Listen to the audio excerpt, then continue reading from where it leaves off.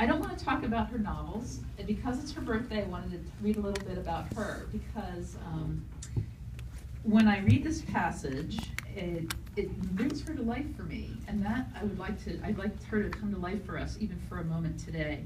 Now, Jane Austen was born 238 years ago on a cold winter's night on December 16th, 1775. The next day, Reverend Austen wrote to his sister-in-law with the news.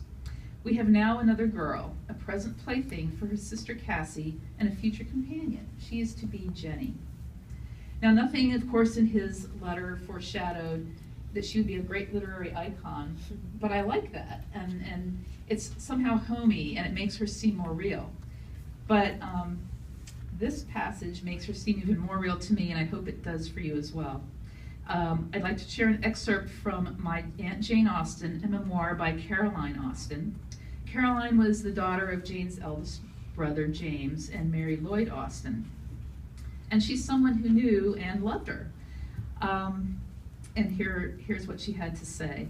My visits to Chawton were frequent. They were very pleasant to me, and Aunt Jane was the great charm. As a very little girl, I was always creeping up to her and following her wherever I could, in the house and out of it.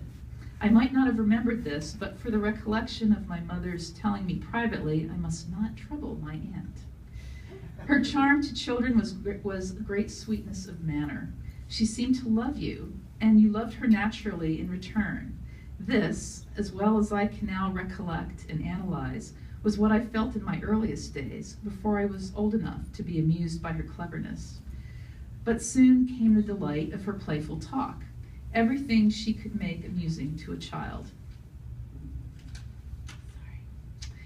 Then as I got older, and when cousins came to share the entertainment, she would tell us the most delightful stories, chiefly of fairyland, and her fairies had all characters of their own. The tale was invented, I am sure, at the moment, and was sometimes continued for 2 or 3 days, if occasion served.